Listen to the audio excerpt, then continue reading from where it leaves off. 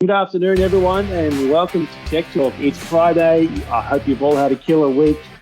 Mike, good to see you, and Milan too. But Mike, what do we got this week? Well, you've heard the term, show me the money. Show me the money! Well, you can change that a little bit to give me the money. Yeah, I suppose we're constantly hearing feedback that, people chasing monies and things like that and chasing payment for projects. So we thought we'd talk about a few things that we've to consider implementing and a few a few ideas to sort of implement and a few things you can do to sort of get on the front foot a little bit.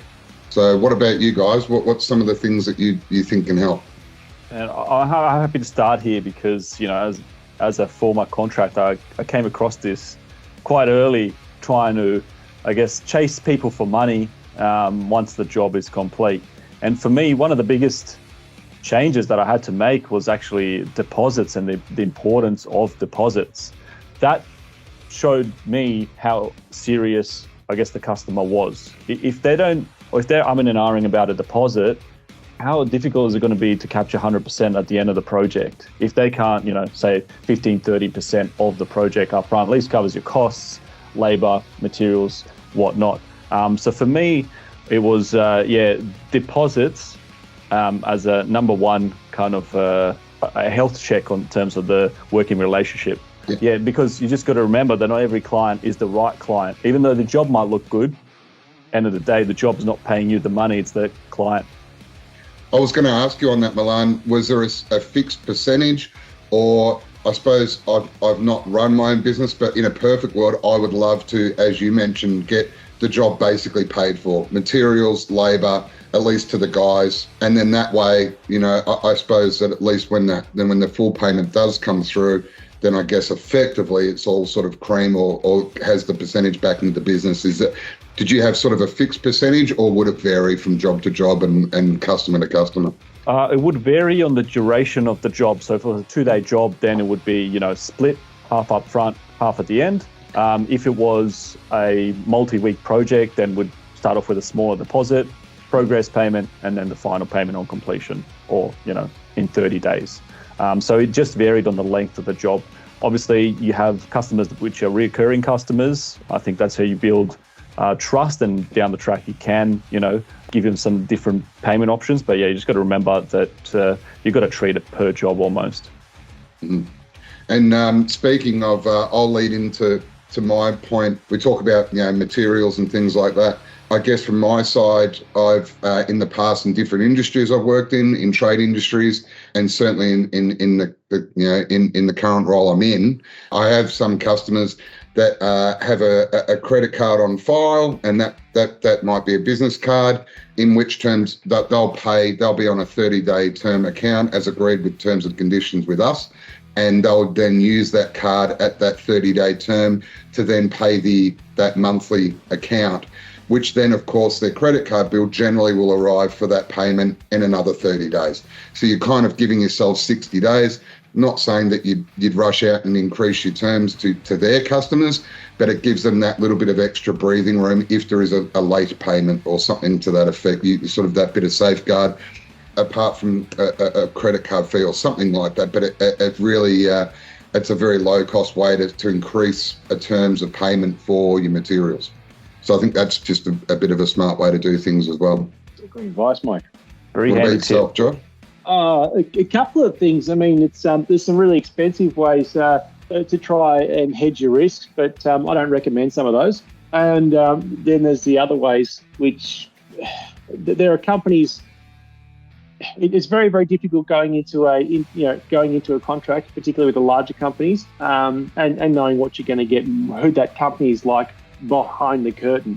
One of the things that we can do is we can actually subscribe to a service such as Credit Watch. There's many different offerings in the market as far as that is concerned. But what a service like that would allow you to do, it's a fairly low cost subscription, but it allows you to look up an ABN and see if there's any hanky-panky going on in that with that ABN, if they're a good payer, a bad payer, if there's anything against them at the moment, against their credit score and that sort of stuff. It will tell you these types of things if there's a shadow over these companies.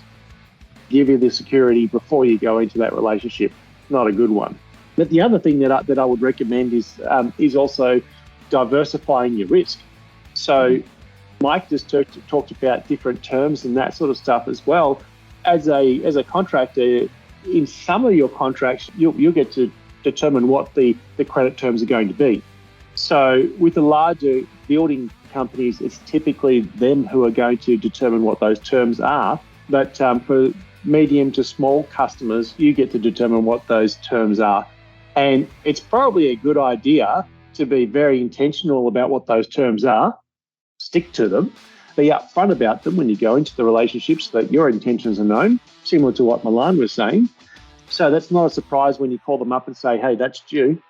And of course, if you've got a good mix of different types of clients at the same time, that means that you're not going to run into an issue where you've been dedicated to a one sector of the market and now large builder or so, not giving all large builders a bad name. It's just what we keep hearing in the marketplace at the moment and where the fear happens to be. You find yourself you didn't get paid after your 60 days, your 30 days end of month. So now we're at the 60-day mark. We haven't been paid, but we were on that project for 30 days or more. And now we're not going to get paid for the other ones in the second month.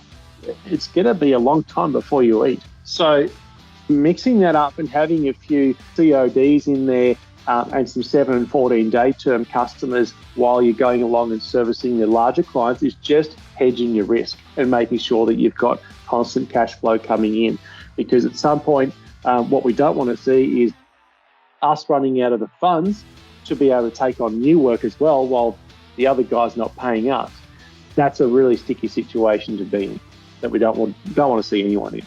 Oh, well, that's some good one, guys. Let's say just a few ideas and a few things to throw out there. I'm going to go and open my fridge account and receive a beer on 0-day terms and see if I can diversify my portfolio.